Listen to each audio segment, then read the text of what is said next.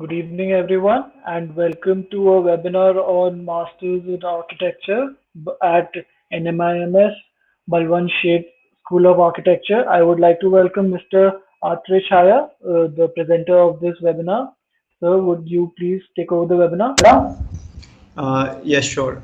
Can everyone hear me? Then I can start. Yes, sir. Yes, sir. Okay, yeah. Hello, everyone. It's strange to meet in these times, and I hope all of you all are safe and doing well.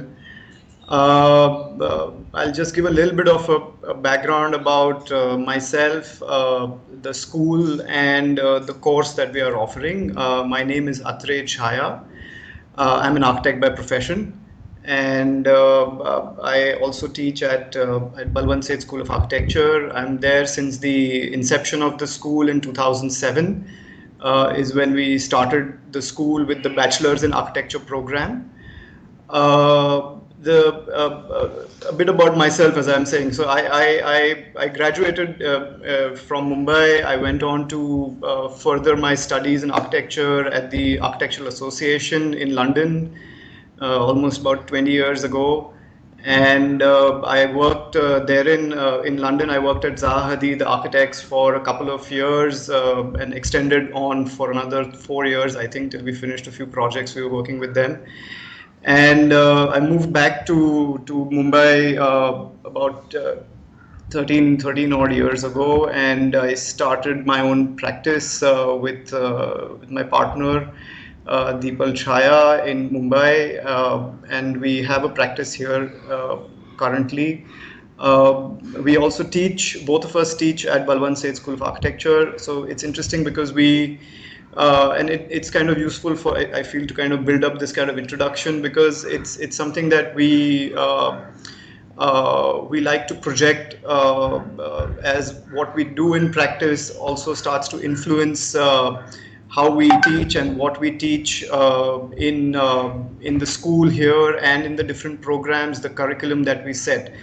So as I mentioned, I mean, once we came back here, we again have a variety of projects in our practice. We've designed and built museums at Ajanta and Ellora caves. We've designed the Aurangabad International Airport. We've done two Taj hotel projects in Baroda and Ernakulam, and we are also a lot into looking at design as not something which is static and stays something as taught to you in school and that's the end of story, but a design is a kind of a constantly evolving process and has a lot of scope for experimentation. And it's something that we as professionals need to keep going at as we go through years in practice. It's something that we even learned while we were working at Zaha Hadid, that experimentation never dies. It's something that kind of is ongoing as a process, and it keeps evolving the practice as you kind of go along through the years. And it's something that as a kind of as an ethos, design as a process and design as something that can be experimented with and that is constantly evolving, is a kind of a general ethos that we had in mind when we even started the school in 2007, Balwant Seth School of Architecture at NMIMS. It's interesting because the school was started by me, my partner Deepal Chhaya, and my father Trilochan Chhaya in 2007. And at that time, it was a very interesting kind of direction that we initiated under NMIMS. NMIMS again provided a very open platform for us to experiment with course curriculum. It being a private university, we could be very open in our frameworks, in our thinking, and this is how we kind of evolved or shaped the course. I mean, we took complete advantage. In fact, even till now, our curriculum is also not static. Our curriculum is also something that keeps evolving over time through the years. So it's turned out to be a very interesting platform for design experimentation at BSSA over the last 14 years. About 3 years back, I think we said let's kind of kind of expand the kind of boundary for design experimentation, the scope for design experimentation. So we started with the M.Arch program about 3 years now. And but this also started to kind of fine tune our areas or agenda for design experimentation. And we looked at this as something where it's very, very professionally driven. It's for practicing architects who would like to go back to practice and kind of look at practice as not something that you just do a kind of a routine every day, run of the mill, kind of go to an office, work from 9 to 5 and kind of come back. But it's something that can become part of the way in which you think about design, the way in which you evolve as a professional, as a designer, more importantly, and therefore as an architect. So it's something which can probably chart out your own individual agenda as a practicing architect over the coming decades of practice that you would probably be involved in or indulged in. So this is the kind of program that we had in mind. The Masters in Architecture, what we are calling it as an Advanced Architecture Design program. It's a 2-year full-time Council of Architecture approved program. And we have our second batch, which is going to be giving its thesis in the coming month or so. And it's turned out to be a very interesting program. We look at design experimentation as at the core of the program. I'll run you through a brief kind of outline of the program. Before that, I think I even saw some of these kind of questions regarding what are we seeing on the screen. I think what has happened is again a matter of getting or adapting to the situation that we have now. Generally, these are parts of the school that we have on display here is the school that we are teaching in. And we generally have these seminars not virtually like this, but also physically as well in the school campus. And this is just to give you a kind of an overview of the kinds of works that we are doing. What you're seeing on your screen currently on the left is a kind of an installation that we had built with some students about a year or two back. And these again are parts of the kind of research agenda that we take up at the school. Like for example, something like this that you see on your screen is a part of an agenda where we are looking at evolutionary biology and how that can impact the world of design. As we are seeing now, I mean, design or architecture doesn't have to be something that is kind of in a silo and something that can be only looked at within itself, but it's something that is also, there is a huge scope for expanding its kind of purview much more laterally into varied fields which are kind of coming into the design realm and from where the designers or architects can also borrow from.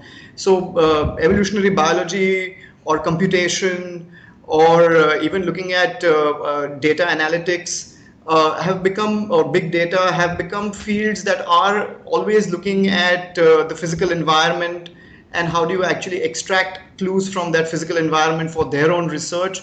And this is the time over the last few years, in fact maybe the last decade or decade and a half, when even architects are looking back into these environments, looking back into these various lateral fields and seeing how they can start to impact architecture and the future of design. So we have been indulging in these kinds of design experiments for now almost about 8-10 years. And it's something that we felt that professionals who are already in practice or who have kind of graduated and done their first degree should kind of be involved in this kind of journey of design experimentation. So yes, a little bit of an overview, like what I mentioned.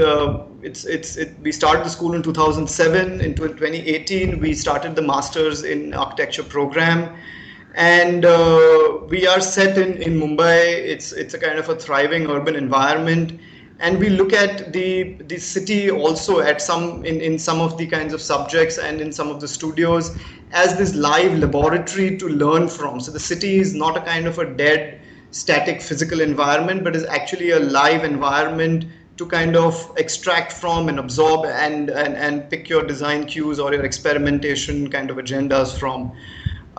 So this is a kind of, yes, it's an advanced architecture degree program that focuses on training professionals to experiment and develop innovative design strategies to expand the boundaries of conventional architectural practice. I think practice. I think if I mean a lot of y'all would be joining in at this stage into practice, or might have just kind of graduated or are about to graduate. I think this is a kind of a long drawn agenda that you should probably look at. It's not something where it's one project and the next and the next and it's done with, and eventually you have a kind of a practice. But practice is always, at least good practices, serious practices, are practices which have a much larger kind of a research bent, a much larger arc that they are constantly investigating in, and then borrowing from that or building on that in each of their projects. So it's a kind of an ever evolving kind of a strategy that you are kind of building upon over the coming decades. I mean, if you guys are young practitioners, you have to look at yourselves as being part of this profession for the coming 4 decades or 3, 4, 5 decades. And this is something that you build on over the years. Yes, so it's a 2-year full-time course. It's open to M.Arch accredited kind of by Council of Architecture students, and we have an intake of 20 students as of now. So this is when we started with this program. We said, look, it cannot be something that happens across all kinds of agendas. So we kind of narrowed certain areas where we would like our research thrust, the areas which will actually affect practice in the coming decades, to kind of be focused in or focused on. So this is one kind of statistic that I'm sure many of you all probably know. More and more of human kind of habitats are now in cities than ever before. I mean, the world is getting more urbanized now than what was ever before in any previous century. And this is something that's going to kind of affect us as we go along the coming years. So one of these areas of design experimentation, the scope for design experimentation, is to do with increasing urbanization.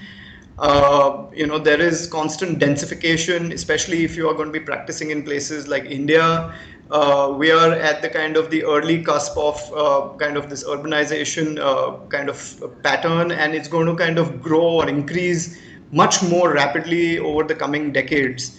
So how do you deal with increasing densification? Now, in our case, if you were to look at even what's happening now with the current pandemic, I think densification and the way people live, in fact, is going to change much more dramatically and much more quickly than probably it has in the past. So to kind of, you cannot just kind of jump into it without knowing what it is. So what this course does is it opens you up to how you can actually extract cues from how people live, how people work, how people play, and how people gather, and how you can use those cues to develop patterns. Like, for example, what you see here again on your screen is a study done by, I think, a first-year student in M.Arch, where they're looking at patterns of movement, patterns of focus and movement in different parts of Mumbai, and how these flow patterns have started to emerge as dynamic studies, where you can start to look at even things like flow distribution or flow segregation or accumulations, or rationalizations or optimizations. Now for that, these are the kinds of data strategies that we start to look at. And for this, you need to have this bent to conduct research into these areas. So increasing urbanization, let's say, with just a kind of a placeholder for one of the kind of areas that we look at. The other kind of area for design experimentation, of course, is environmental adaptation. I think there are now, and again, this is a growing agenda which everybody is aware of. There is always going to be a contested terrain between ecology and city. Nature and the city are going to be always headlock in that sense, that who kind of gets priority. And I think the point is that we need to find ways for both to coexist. So when we are looking at environmental adaptation, we are, of course, yes, I don't want to use the word sustainable because everything should always be sustainable, but how do you actually conduct research into what it means to be environmentally adaptive as an architect, as a designer, and therefore it becomes part of your process rather than it's something that you just paste into a project later on in your as you progress. So environmental studies become a big part of what we do, and how do you adapt to the environment becomes part of the research agenda. The other part within environmental adaptation is also to talk about natural resources. I think we are going to be entering a world where we are going to have to do much more with much less. So and our buildings, I mean, in fact, our architecture as a profession, or the building construction industry, is probably one of the most polluting industries in the world today. So how do you actually make sure that you can do less, do with less in this kind of depleting natural kind of resource scenario that we are in right now? So this is the other kind of thrust, or this other kind of scope for design experimentation. The third area that we are looking at in terms of scope for design experimentation is technological shifts. I think two things. One is the way in which we perceive the world around us with these new digital tools is completely or radically changing. In fact, it's no more something that is going to remain static, but it's going to become much more networked, data driven, real time data that you're going to be entering in terms of as an architect. So it's not that you're designing for something that has been mapped or documented 5 years ago or 2 years ago, but it's something that is constantly changing. So how do you adapt to that change? How do you adapt to that change when it's a network data driven kind of a world that you're entering? So how you perceive the world is going to constantly change over time. So this course is something that will prepare you for that. The other thing that will prepare you for is, let's say, tools for production. So let's say if tools of perception were one thing that are changing, the technologies or the tools of production have radically changed over the last 2 or 3 decades. I mean, we are looking at things where rather than assembling, we are looking at synthesizing. So the whole model of how you construct something has completely changed. It's and that's something that is integrated into the way in which you think. So unless if you don't think along those lines as an architect or as a designer, when you are ready to perceive or produce, you will not have that as a part of how you build later. So this course also prepares you for that. It prepares you for these new or these changing technological shifts that we are all constantly living in. Uh, Now, in order to do that, I think this is just a kind of a brief overview of what the course has in terms of subject banks. We have three main subject banks. We have studios, seminars, and electives. Studios occupy the kind of the major chunk in terms of the hours. We have a lot of interesting seminars which plug into the studios at different junctures with these critical views that we just kind of mentioned before. Things like urbanization, things like environmental adaptation, things like tools of perception and production. Seminars will kind of build this kind of an understanding of all of these kind of areas of focus through theories, through workshops, through exercises. And studios are places where all of these get assimilated together. All these different learnings in these different seminars, and as well as electives. I think electives are also something which we are offering as a very varied bouquet of electives, which also talk about these different kinds of research areas. They talk about introducing you to different tools. It's I'll go through that a little bit in detail, and how all of these at some point can get plugged into your design studio. So these are the three main areas that we have in terms of your subject banks. Apart from these three, which are credited, we also have two other kind of value added subjects, so to speak. One is open studios, where we have a lot of guest lectures, Indian, international kind of cross collaborative studios that we have, where they come in, they talk to you for some time, or they talk to you over a certain number of weeks as a kind of a larger lecture series. And we have international study visits. I think that's again something which is quite important in our course. We take students to different places. I think last 2 years we've taken them to, one is to the Seoul Architecture Biennale in Korea, where the idea of collective living was part of the kind of the agenda for the for the Biennale, and it's something that they saw across different cities, and was very directly applicable to the kind of research that we were conducting here in the M.Arch program. The other international visit that we had recently was to Barcelona, where we have an exchange program with the Elisava School of Design, with the M.Arch students there. And we did a kind of a joint research on collective spaces in Barcelona and Mumbai as a comparative. And they also did this kind of a pilot project in one of the older districts of Barcelona as a kind of as a workshop and a publication. So we have these kinds of international study visits also that add value to these three core subjects that are mentioned above.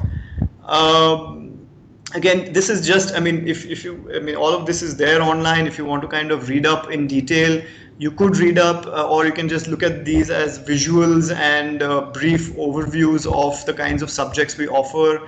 Let's say year one, in the design studios, in the first semester, we have something called the workshop studio. Second semester, we have something called the design studio. And like what I mentioned, we look at the city as a laboratory. So we look at the city as data rich. So let's say even things like mapping the city is very, very dynamic, real time, what the students land up doing to understand, let's say, patterns or flows of movements of people, densities, and then how to even visualize these densities so they can actually become tools of perception. So let's say if you were to design something in these places or even just understand them as a context, it doesn't become a dead static kind of a land use plan or a mapping which is not this layered. So in that sense, these are the kinds of opening kind of exposures that we have in the studios. These are the kinds of seminar banks we have in the first year. We have mapping visualization, history theory criticism, environment design analysis, and collective behavior studies. And these, again, I think they open students up, like what I mentioned, to the research agenda in different ways. And in each of these, I think what is interesting is we have a very, very interesting group of faculty. All of them, of course, most of them rather, are architects. A few of them are from allied fields. All of them have either, they have fantastic credentials. They are all from the best of the schools in terms of their graduation, post-graduation, or even their doctorate studies. So we have people from all over. I'm from the AA. We have somebody from Bartlett, from Columbia, from Yale, from Harvard, MIT, Michigan, EAC. In that way, we also have people from SET, SPA, and all of us together have kind of come together to create these very, very rigorous, very, very, learning kind of enriched kind of seminars and studios. So you have all of these people with their very specialized kind of inputs who kind of contribute to each of these. Let's say this is again the third kind of subject bank that we had, which is the electives, where again we look at two in the first year. We look at digital tools and processing, where things like Arduino and the processing software is something that you will be taught. You'll be able to even build maybe small robots that can kind of work with certain kind of inputs. And the other kind of area which we look at is, of course, advanced fabrication techniques. Like tools of production, like what I talked about, right from routing to laser cutting to 3D printing. And I think we are about to even get a kind of a KUKA robot. So we can get into some kind of robotic manufacturing, maybe 5-axis manufacturing that we can look at. So again, these are what you're seeing on the screen are all student projects that have been made in these seminars and studios and electives. In the second year, I think our studies kind of get more urban in nature. What you're looking at are these advanced studios that we have in the second year. The design studio, and then in the fourth semester we have the design thesis, which is a kind of a heavy credit, 19 credits kind of a subject. Again, the design studio, what you see here, we are looking at this kind of, as we were talking about, this contested terrain between the city and ecology. I don't know if many of you all know this part. This is part of a Mithi River, where the idea of probably creating micro islands to look at filtering water as it flows along the polluted Mithi, as well as bringing back the marshlands. And what you start to see in red are these kind of bridged buildings. So buildings, or rather urbanization, cannot or need not stop, but it can kind of coexist with a kind of an underbed of or an under terrain of ecology that kind of exists or is reintroduced back into this kind of a site. So things like this, how do you do that? How do you even look at hydrology? And all of this becomes like data driven. So you're actually remaking the map like what it was before you actually get into the project in terms of design, so data collection, big data analysis, and making it as a part of your design strategy. Again, the same site, same project, just to give you a little bit of an overview. The idea here is to show you the other seminars that we have in the second year. We have something called as urban data visualization, where we look at big data and how do you actually look at plugins like Python to be able to visualize this data in 3D in your software.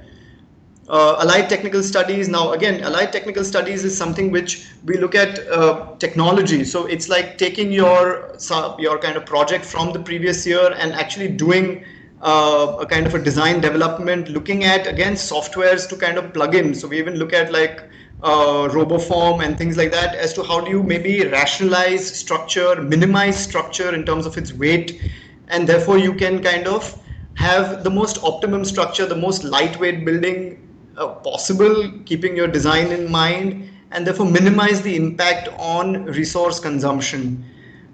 Thesis research, of course, gets you ready for thesis, which you take up in the 4th semester. So this is the 3rd semester kind of seminars that we have. Again, electives, we have a big range of electives in the second year, right from critical writing, urban morphology, project management, and performative building skills. So again, what you're seeing, all the images are parts of those different courses that are kind of taken. Of course, you can read up all of this in detail on the website. But this is again just to give you a bit of an overview. I talked about this. This is part of I think the image has come a little blurred, but this is part of the kind of international exchange that we have at the school in Barcelona. This was the group that went there and did the kind of joint workshop with them. And yes, I mean, talking about faculty, I think, yes, we have a very big range, a very wide range of faculty. I think the credentials are here, they speak for themselves. So we have people from probably the best of the schools in India and abroad, and have been into teaching for quite a few years. Also, many of them have a kind of a practice background, and they come here to teach as well. I mean, we have people like Evan Mehta, who is also the editor for Domus, who lands up taking your history and theory seminar and talks about how do you write in architecture. I mean, I'm just giving you brief overviews of some of them who are teaching here. Yes, so this is where we are at. I think it's shaping up to be a very, very interesting program. Yes, I mean, I'm open to questions in case you guys want to ask. I think I saw some of them popping up on the screen a little earlier. Yes, if I go through it yes, Vignesh, I'm sorry if I got your name right. There's architecture course, help the architects to sustain this world with more privilege and wealth in future. Well, I think architecture is a noble profession. I think it's something which probably all of you all know of now that you all have already gone through the 5 years. It's something which is a necessity in a world where human habitat is one of the necessities that we need to always address. However, I think our way of being able to think, conceive, and produce this is something that has always evolved. I mean, even if you look at architects who've kind of or rather architecture or the built structures or environment right from prehistory till now, it has always undergone an kind of an evolutionary process. And I think they've always managed to be quite sustainable. I think, and now that we've seen over the maybe last century what other impacts it can have in terms of them having more of a damaging impact, I think it's a good time to kind of check this and address this with the tools that we have, and the tools that we have also open from other lateral fields that can become part of the design process. And yes, I think if we do this, I think we can sustain. I think we definitely have a more privileged status. Wealth, I think, is subjective, but I think definitely have a more privileged status if you are more responsible as professionals.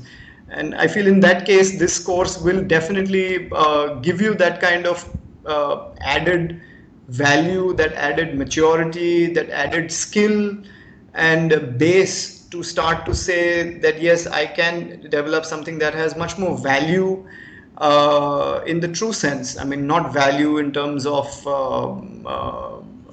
mere financial kind of value in that sense of project, or built value in terms of the scale, but true value in terms of whether it can be a sustainable piece of work. So yes, it will help, I guess, if I can address the question in that sense. Vishal says, students in final year left with final year jury. What is the further process? Yes, I know this is it's a unique kind of situation that we all are facing right now with with what's happening. I hope the dates for your reviews come out soon. I think the admission process is something that we've had students in the past where their results were still pending. And again, as I said, because we are a private university, we have this certain limited flexibility, however, to give you a provisional admission. So you can start attending classes and be part of the studios and all the other subjects. There's no problem in that. However, I think there is a certain time bound, let's say, within a certain time frame rather, that you would have to submit your mark sheets and your certificates as you get them, or as you get through them. So there will be a certain I mean, and this year being a little unique in that sense, I think that flexibility is something that we'll be definitely addressing. But we have given provisional admission for some student whose result was, I mean, she was an outstation student and she had to get her mark sheet from there. So it took her a couple of months to bring it to the university here. So yes, there is a possibility to get your admission through as a provisional admission. I think yes. What are the biggest, sorry, if I can go to the next one, there is Abhinandan who says, what are the biggest challenges as an architect today? Well, I think challenges have always been there. They are there today, and they will continue to remain tomorrow. So it's never I mean, architecture or designing or is more like a verb rather than a noun. So it's always the act of doing, and it will never be something that you will address and have a final solution or an answer to all the challenges that we are facing. But yes, I think what I mean, like what I was trying to say even earlier on in the talk was, it is an evolving profession, and I think our academics, our learning, and therefore our course here is also evolving with what challenges, let's say, if I were to use that word, we are facing in the world today. I think architects, in a lot of senses, after their first graduation, are fairly inept to kind of deal with these challenges. It's almost like you're just learning the basic tools of what it is to be an architect. But I think more so now than ever, I think it's not enough. I think to have a kind of most important is to have this constant questioning mind to be able to do research through the years. I think is probably one of the most important things that an architect needs to build upon as a strength. And I think that's where this course kind of comes in quite uniquely, because it is talking only about architecture research, design research. It's not just about books and theory. Yes, you do have a lot of reading in this program. I mean, across all the subjects, it's part of what the program is. But at the end of it, it's about how do you apply it as a three-dimensional thinker. And the challenges are, I think some of them what we are trying to address here are, yes, there is the challenge of people living in cities, how people live in cities, how more people can live together, because it's not like the population is going to remain static now, it's going to grow, it's going to increase disparately. There is going to be migration. I think even things like that is something which we are seeing live in terms of what scales of migration are taking place even in our country, and we've not addressed those as architects. So when we talk about urbanization, it's about all those challenges which come with people living together in large numbers. And that's one of the large challenges that we address in this program. Environmental adaptation, very important challenge. I think, yes, we very, very loosely use the word sustainable. In fact, I even disagree using the word sustainability. I think it's about just good architecture or good design. It's not about adding a special name tag saying sustainable project. It's just good architecture. And it has to be inbuilt into the way in which we think. So that's the other thing, environmental adaptation. Even using less materials to do more. I think innovation in material is something that is completely untapped in our profession. We use materials by galore, and we don't have an unending resource bank to kind of tap from. It's going to get more and more limited. And we have the tools to be able to predict material use now. So we can make things much more efficient. If we can start to tap into that, I think we'll be saving the environment not only through solar panels and more passive, more active kind of technologies, but also through passive design skills. And yes, tools for or technologies for perception and production. Yes, it's something which we are not aware of. Coming out of graduation here, I think that's again a big gap that we felt.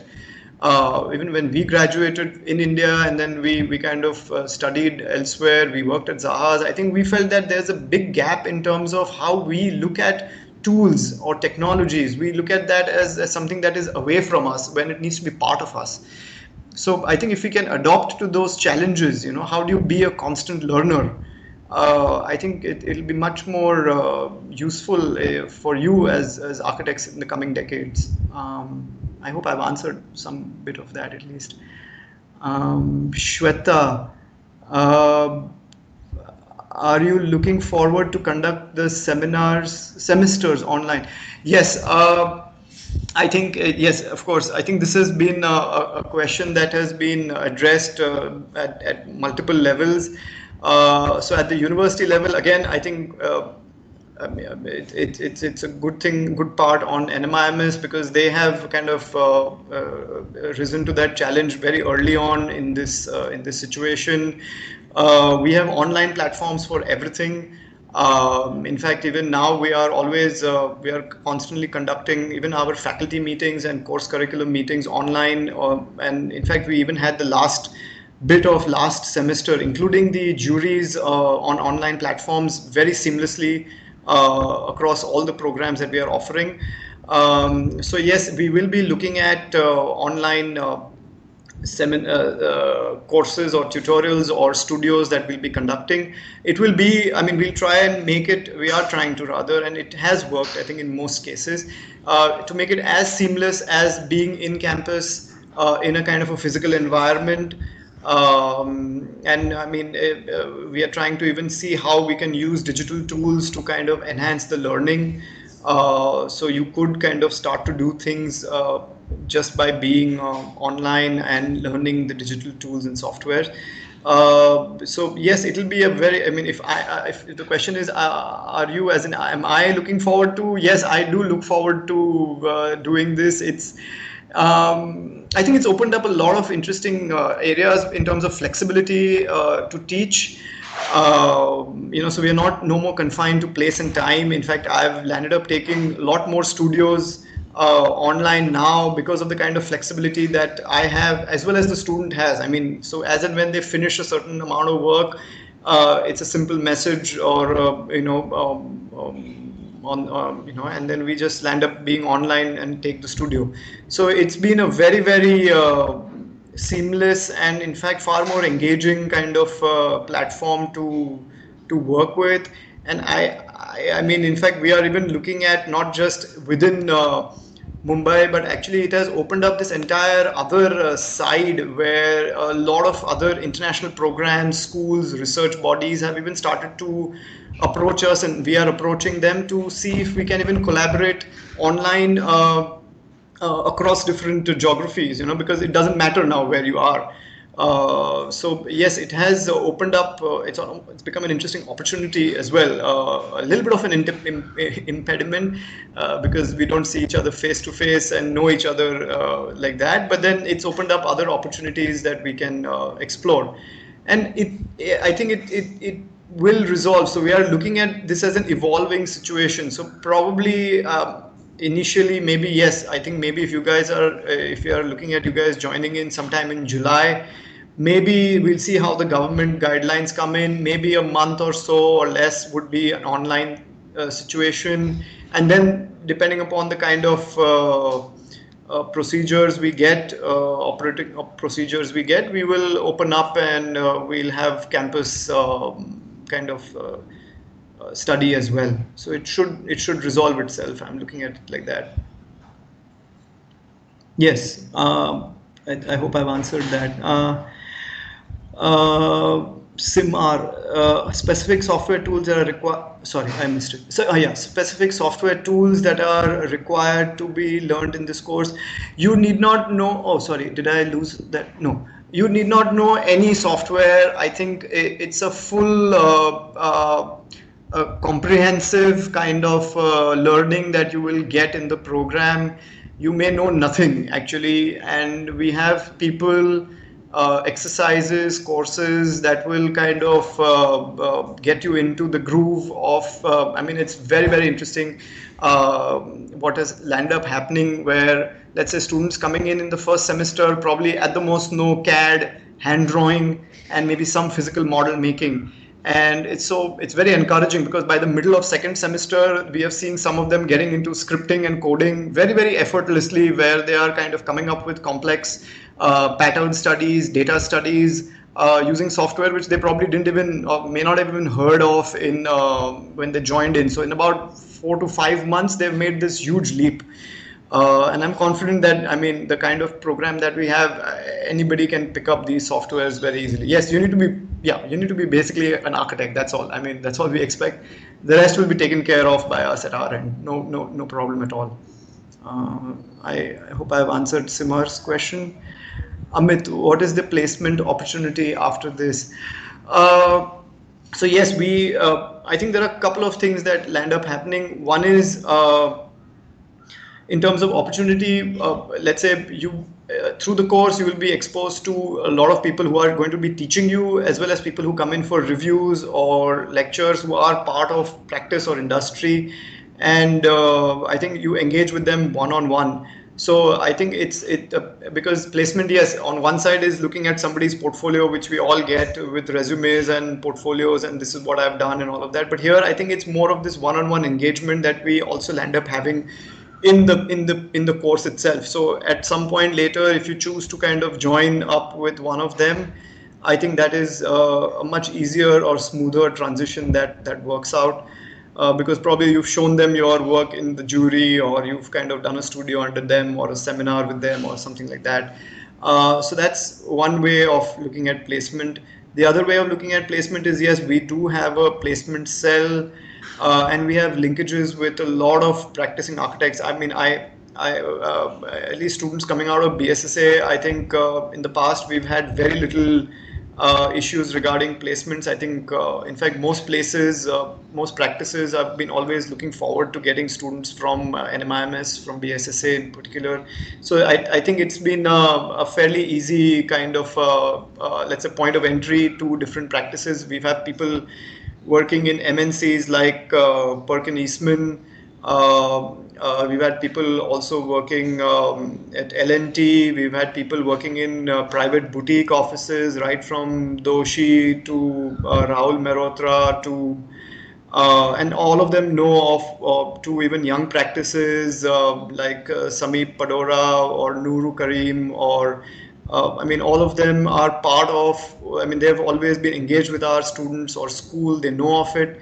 They have students from our school who are part of their teams, their offices, already working with them. So I think to kind of get an entry into these places, well, it should be easy. Then it's of course on you as an individual how you can apply and move up the ladder, so to speak. Yes, I hope I've answered that. Simran, if we are in the final semester and haven't received final result, what should we add in the graduation percentage in application process? Yes, no, I mean, I think I answered some of that sometime back. Yes, we do understand it is going to be a difficult time, especially now what's happening. But there is a provisional admission kind of that we are offering. I think the details of that, please do get in touch with our school administration. If you can get in touch with Rita or anybody from NMIMS who probably you can, I think they will probably get in touch with you once this webinar gets over. They'll give you their details. Do get in touch with them. If you are keen to do this, yes, what we are looking for is, yes, just to you to be present for the interview. The dates again will be known to you. I think I'm probably missed out on telling you all about the admissions. What we need is, yes, we need a final M.Arch certificate where, as I said, if it's not something that you have in hand because it's in process or you have yet to kind of get it, we'll give you that certain amount of time liberty on that front. But the other thing we also do for admissions is this kind of an interview process where we call you in. Of course, this time maybe we don't call you on campus, but it'll be a kind of a meeting online that we'll call you in for, where you present your portfolio to us. It could be a portfolio of works that you've done over the last 4 or 5 years of your architecture course. If you have professional experience, then you can add that as well in your portfolio. And we are generally looking for students who are kind of keen and who have this kind of bent towards design experimentation, so we will be looking at your portfolio specifically from that angle, and we'll have this kind of a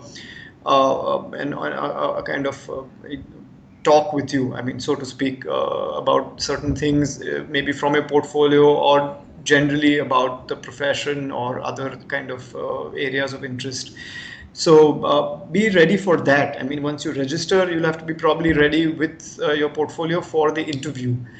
But yes, the results we'll give you, we probably might land up granting you that degree of flexibility, but be in touch with our school administration regarding that, or university administration regarding that. Yes, the next question is Sanket. My view on 3D construction. Well, I think I mentioned that in some parts of the presentation. Yes, we will be we have to, rather, I would say, in a lot of senses, adapt to this new reality.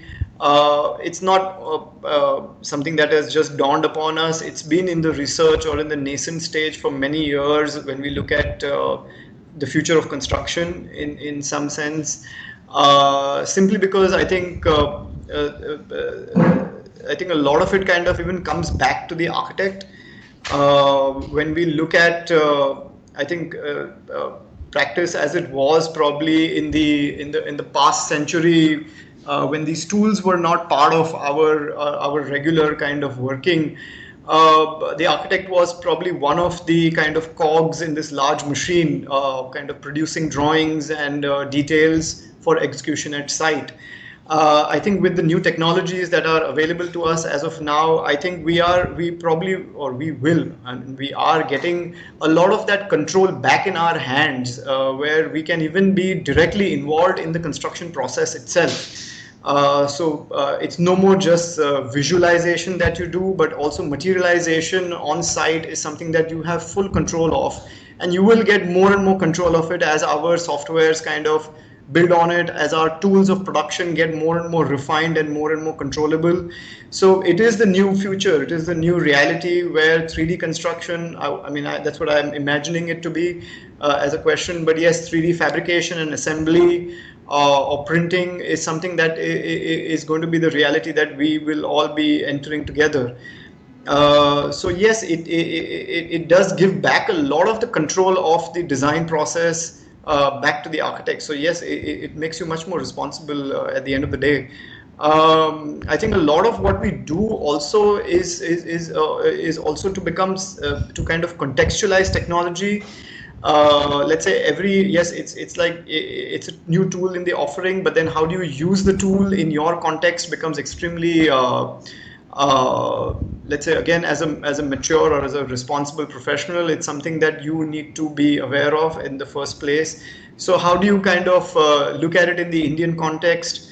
What's the kind of let's say training that needs to be done on site, off site, to make sure that these new tools can be used in the best possible ways? What are the kinds of available materials? Maybe old materials that could be retrofitted, or new materials that can be used entirely, from scratch. So all of these questions, I think, in a lot of ways, are always being addressed in our different seminars and electives, and also part of the design studios. So yes, it's a new reality. I think we all should be prepared for it. I think probably I answered Sanket. What's the review criteria for portfolio, and on what basis will it be analyzed for application? So review criteria for portfolio, it holds a certain weightage.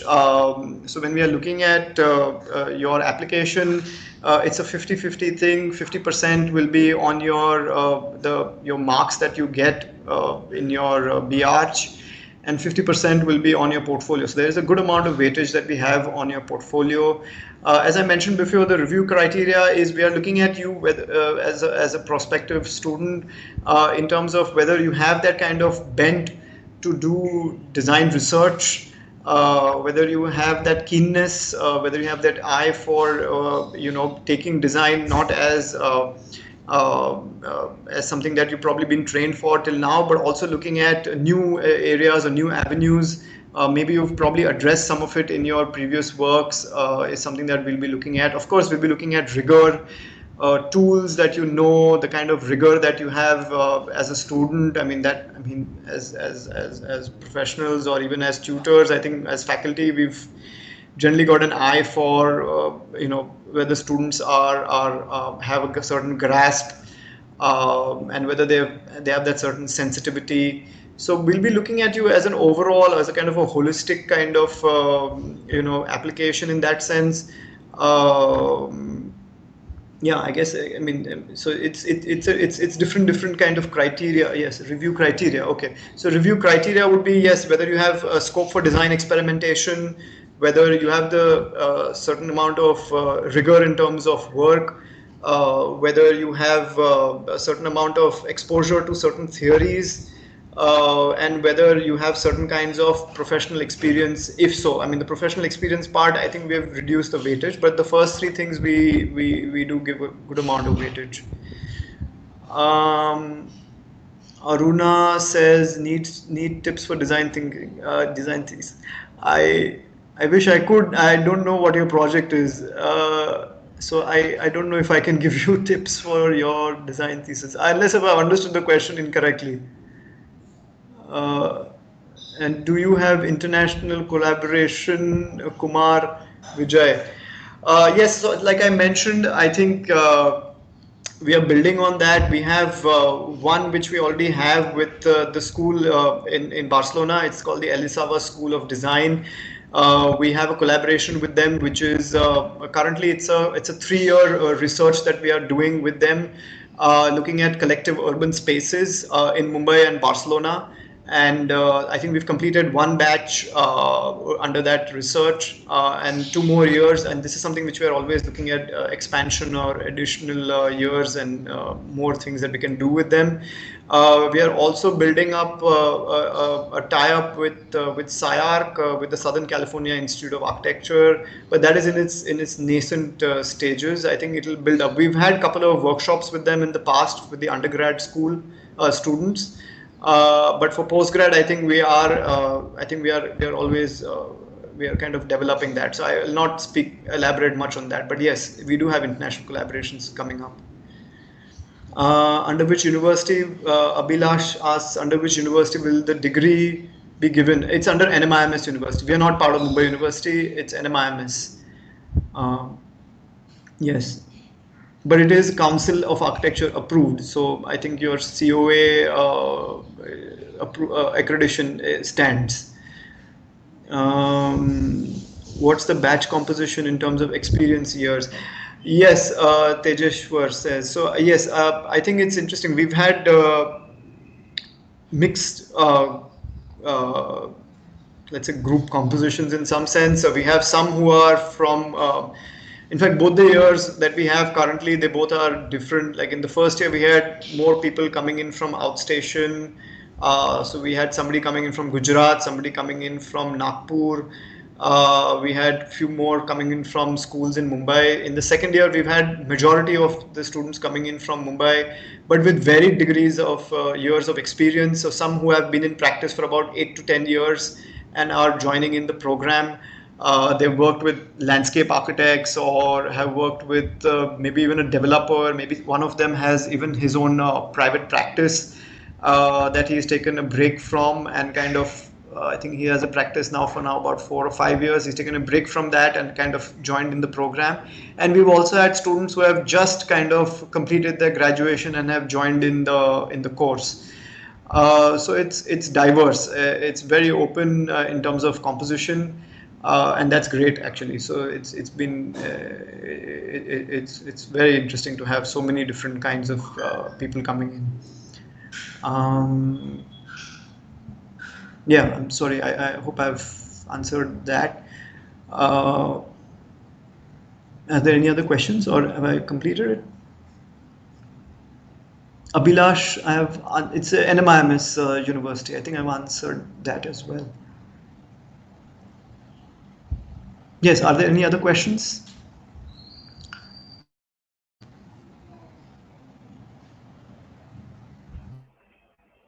So I think you have answered all the questions. We can end this webinar by playing the student testimonials. Yeah, so I mean, yes, I think you guys can, if you all want to specifically ask certain questions, I think there is, at least the last I know, there is a kind of a couple of posters, flyers which are floating around on social media and maybe even on our website, which gives details of the school, in terms of how do you reach people. So do get in touch with maybe Rita. She's our assistant registrar at BSSA. Her number and email is on the flyer. Or you can even get in touch with people from the marketing department, NMIMS marketing department, who are conducting this webinar. And if you have more technical questions, you can get my number from Rita. I think I've spoken to about 4 or 5 students over the last week who had certain specific questions regarding the course curriculum and credits and things like that. So you could get in touch with me. Yeah, otherwise I hope I've answered all your questions. And stay safe, and I hope to see some of you all in the coming years. Thank you. I'm an M.Arch second year student. I have been in this college for my undergrad B.Arch as well. We have been having great experiences here in the master studio.